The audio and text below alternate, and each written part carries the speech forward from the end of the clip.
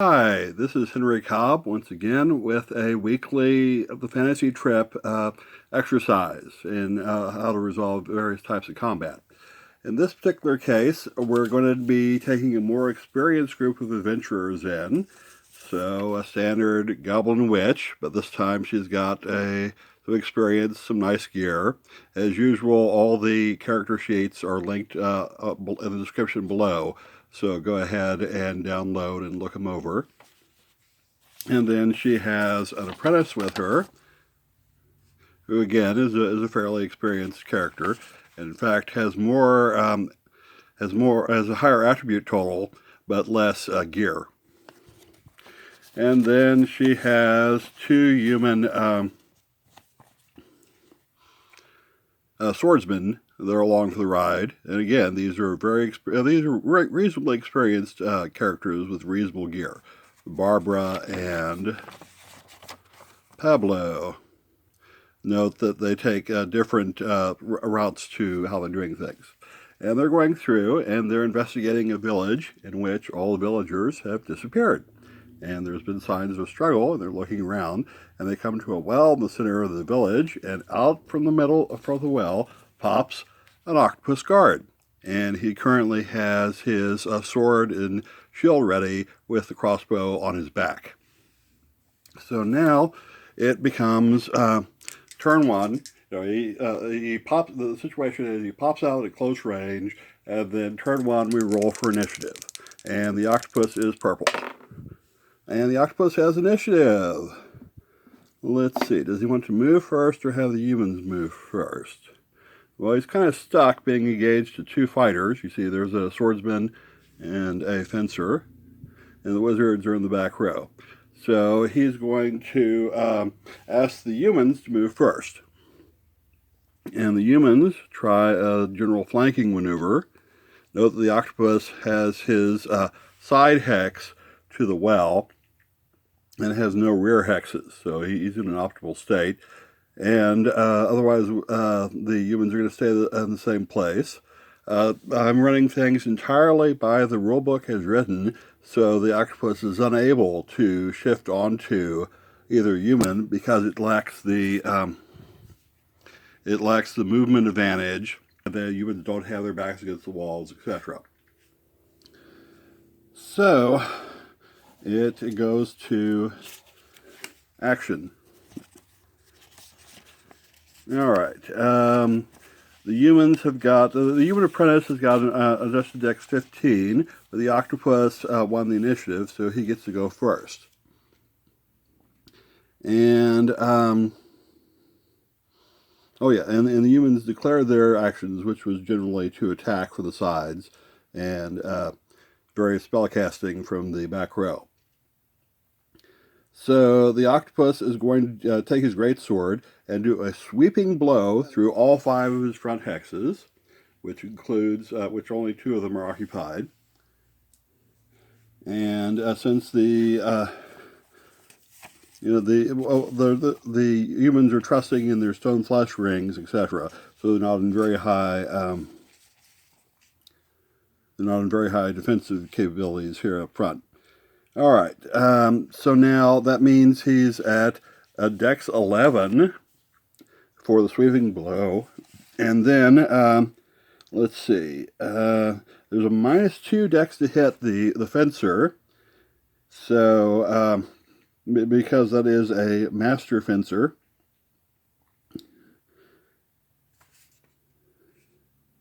No, -3 dex to hit -3 dex to hit the master fencer. So that's adjusted dex 8, which means basically the humans are going to act first in this particular case, even with the shield expertise on the octopus. All right, so what do we got here? Sorting these really quickly. All right, so highest to lowest adjusted dex, the apprentice. Now let's see. Alright, is going to cast fire onto the hex of the octopus. No adjustment for range for a creation spell. So he just needs to roll 15 or less. And with a 9, that is easily achieved. So that's U as fatigue, 1, and the hex is on fire. Whoosh. Note there's no dex adjustment on the turn you create the fire hex, but if you stay in the fire hex, then it becomes a hassle on further turns. And the octopus has got toughness 2 and skin, so he's in no danger at the moment. He just shrugs it off. Why octopi don't take double damage from fire, I have no idea.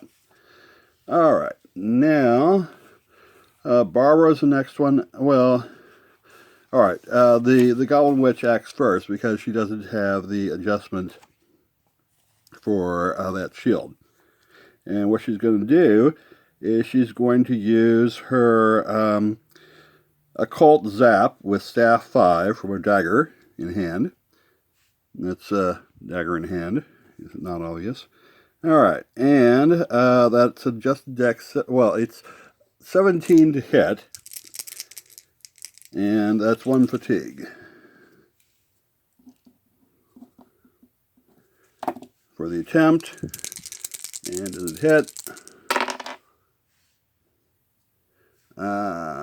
15 is exactly a hit. One more would have been a miss.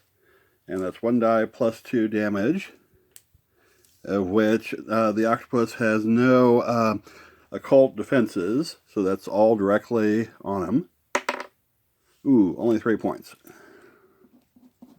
So no big deal so far. Alright. So, next up is Barbara. Barbara's got 14 normally. She's at a -1 dex because of the shield. She's not going to do any fancy maneuvers. She's just going to try and stab with her very fine enchanted rapier. So that's 14 minus 1 is 13 or less to hit. And an 8 is a hit for 1 dice plus 6. Yes, it's a talent, it's enchanted, it's very fine, it's a very nice sword. Alright, that's 9 total points of damage. Now the octopus guard here has got his shield expertise, and he's got toughness 2, and he's got skin. So that's a total of 6 points off the hit, so he only takes 3 more damage. 1, 2, 3. He's taken 6 hits so far, just here on the first turn. And that's it for Barbara. Now Pablo is again going to try just an ordinary attack with his expert, very fine, enchanted short sword. So here we go. He needs a 12 or less to hit. And with an 11, makes it by 1. And he does 2 dice plus 4 damage. Ooh, that's 13. And, 13 minus 6 is 7 more hits. 3, 4. Ooh, that's really smarting so far. All right, now the octopus finally gets to act. He makes a sweeping blow here. It's he's at minus. He's additional dex minus. Let's see. He just took 13 total hits, and what does that mean in terms of falling down? I ought to have the falling down rules memorized by now. My apologies. Actions to injury. Here we go. Now it's 30 or more where it applies. So he falls down as a result of that damage. So he's fallen down in a hex that's on fire. Whoosh.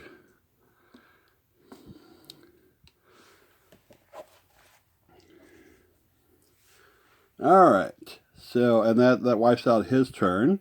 So now the next turn, the humans basically remain where they are. And they're going to strike again. See if they can eliminate this threat. And the octopus will stand up. Let's see, the octopus stands up at adjusted dex 15. So that means initiative is very important here. Who has initiative? Next time I need some tactics. The humans have the initiative. They tell the octopus to move first. The octopus doesn't move. They don't move. And then their adjusted dex 15 acts first. And that is the human apprentice here. All right, well, he's,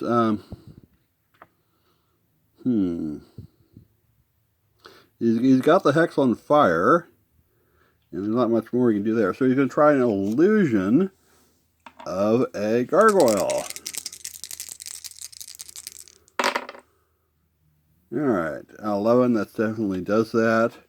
Costs him 2 more fatigue.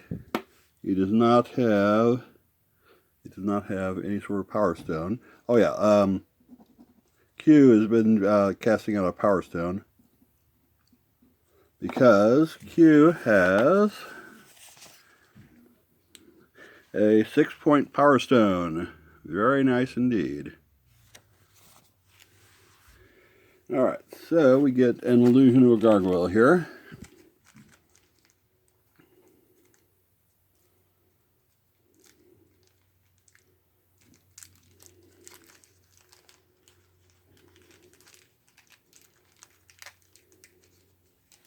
And that's going to appear right there.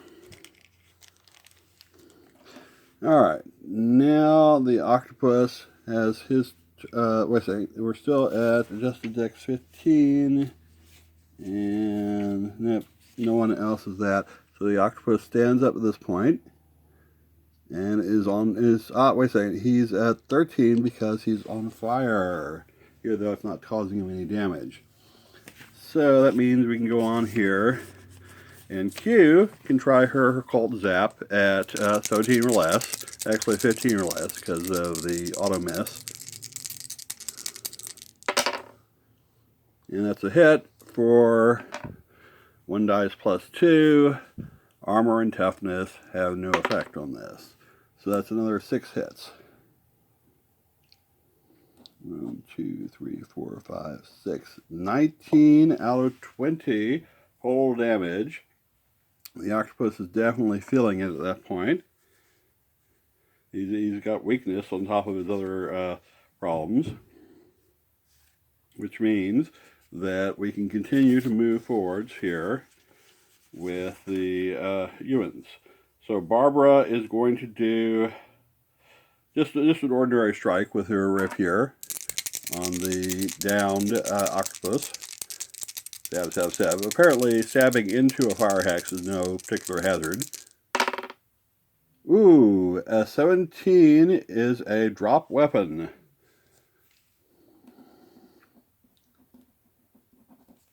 Alright. And now Pablo. Note that if she'd rolled a break weapon, the very fine nature of her sword would probably protect it, but it'd still have been dropped. Alright, Pablo here gets his strike. And that's a hit. And again, it's 2 dice plus 4. Bingo. Dead octopus. So I've some calamari. And we've already got a fire going. How nice. Alright, let's try the goblin fence, the octopus fencer here. And just reset everything. But I think these guys have got, so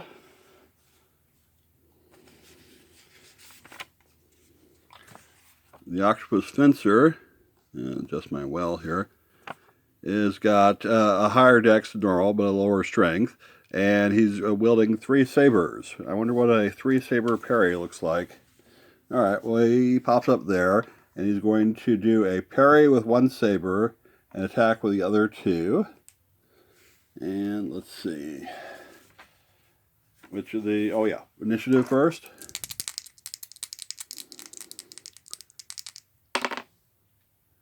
Alright, he has initiative. The humans again do the same maneuver of pinning him as thoroughly as they can. And All right. So he has the initiative. He's up against a Dex 15. He is a Dex 15, but he's at a minus to hit both of these guys who have the shield expertise and weapon talents to reduce his. So again, Umo is going to try that. Umo is going to try fatigue 1, fire in the hex, because that seems to do a very nice job indeed. And it's that a success.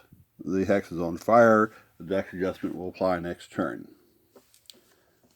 All right. Now, Q acts next because the octopus is at a dex minus to hit the two swordsmen because of their talents. So she's going to do her occult zap again from the Power Stone. And marking off 1. On any result, she'll have lost 1 fatigue at this point. 1 point of Power Stone. That's definitely a hit, no special effect, for 1 die plus 2. 7 points.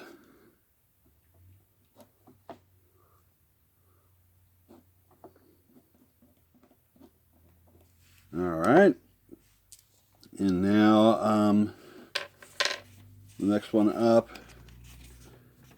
would be Barbara, who's at adjusted dex 13, and that's the same as the octopus against a Pablo. So the octopus does the defensor octopus does a saber strike against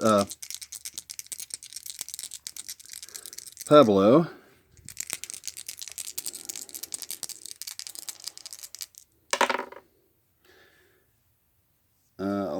14 is a miss because of weapons expertise and shield expertise combined. Alright, Barbara now works here. She's got a 5 die roll to hit because he's doing a defend there. And he's only defending with one of his swords. Alright, that may be a hit. 9. No, 15 is a miss. And now Pablo also, note this one saber just floats around and blocks in all directions. Amazing, isn't it? Alright, Pablo is also going to try that.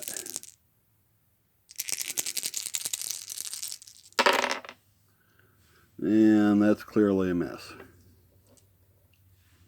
Alright, and now the octopus strikes at Barbara at dex minus 3, which is a 12.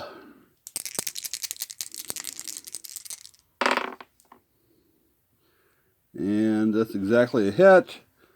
It's for 2 dice minus 1.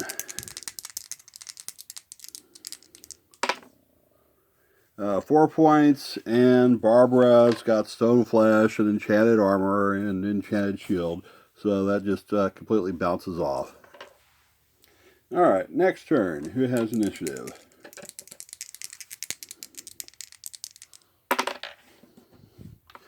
Alright, the humans have initiative. They ask the octopus to move first.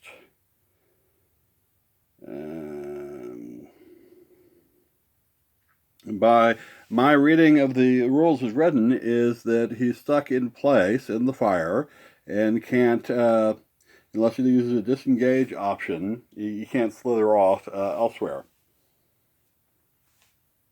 So he's gonna stay with his standard tactics. Everyone else is gonna stay in place. All right, the octopus is at dex minus 2 for being on fire, even though this is not really hurting him any. All right. And Umo here goes. The agile apprentice tries the illusion of a gargoyle again.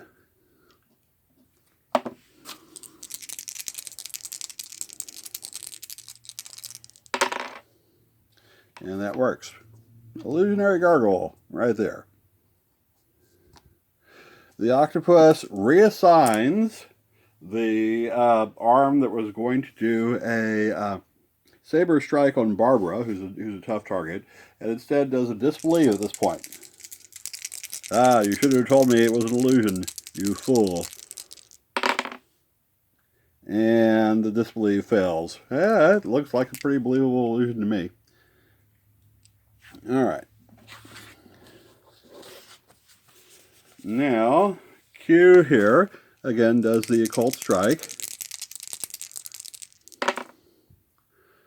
13 is definitely a hit, costing her 1 more point of power off the stone. And 1 die plus 2, nothing's blocking it. 6 more points.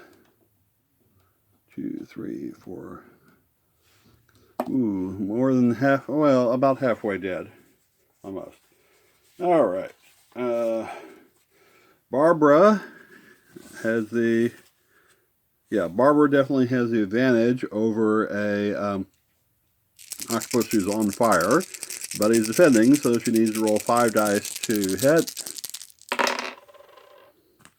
And that is clearly a miss, but it's not a critical miss. Alright, and also Pablo, again, has advantage over an octopus on fire.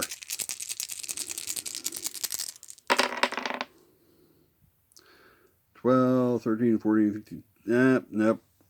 Again, a miss. That awesome fencing parry is very difficult to get through, and if an octopus can combine it with other things, then it's a very, very nice thing to do. Alright, now the octopus gets his attack on Pablo. And Pablo is Dex -2 for weapon expertise and shield expertise. So that's adjusted Dex 13 to hit. With a 5 is an auto hit. And it's 2 dice -1.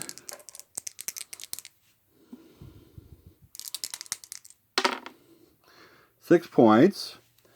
And Pablo here bounces. Leather armor is, it's +3 leather armor. That's 5. Yeah, small shield, stone flesh ring.